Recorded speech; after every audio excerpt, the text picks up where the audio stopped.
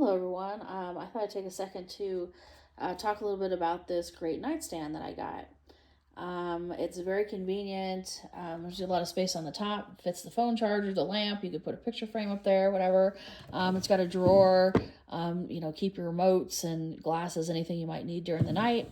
Down here, there's a door with a shelf. The shelf's adjustable. You can see there's a couple levels. You can move the dial around, but there's a couple levels that you can, keep stuff in there. And the thing I like the most is it comes with this power center.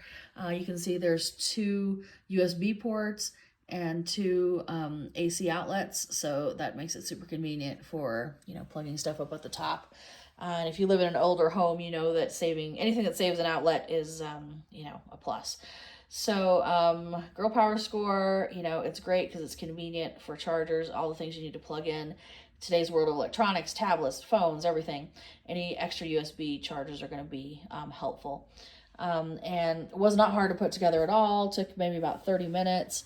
And, to put everything together, you're going to use these cam bolts, which I'm sure you're familiar with if you've put together any furniture. Pretty much the only thing you need is a Phillips screwdriver.